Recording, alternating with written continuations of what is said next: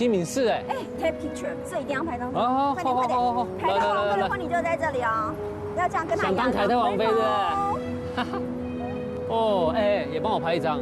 你迪莫不止凯特王妃，连那个什么牛顿啊、达尔文跟霍金，他们都站在这边呢。也在这，我也要站在巨人的肩膀上，赶快来！哎，这样感觉哎，拍高一点，蹲下来。照哎，站高一点哦。嗯。哎，我看，你们把我拍高一点啊。大概有190吧。走。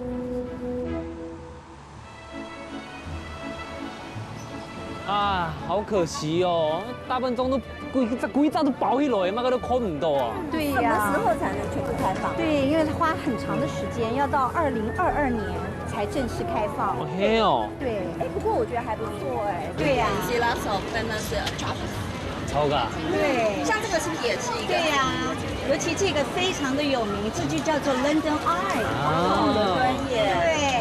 你看它上面有32个球球，有没有？一个一个，总共32个，代表伦敦不同的地方行政区域。哦，是有意义的。对，很特别。哎，亚比真给唔会查哎。如何看到有名的景点？像刚刚看到的大笨钟啊，London Eye，跳前还有嘛街嘛？对，还有很多，还有 London Bridge、Top London，还有圣保罗大教堂都在那里。啊 ，London Bridge falling down， 你可以喊 London Bridge falling down。伦敦真的很神奇耶 ，We can see lots of famous attractions。好啊，那鲁迅哦，就都看到同有名的景点呢。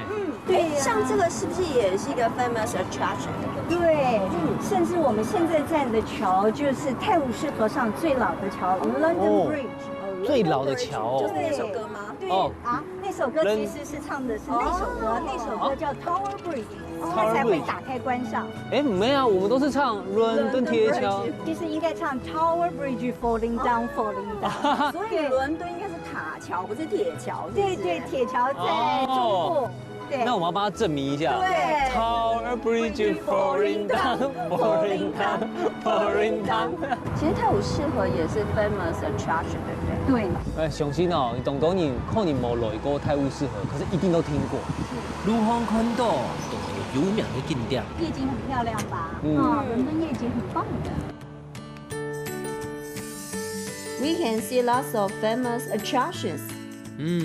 如何看到有名的景点？帮我拍一张照片吧。没问题。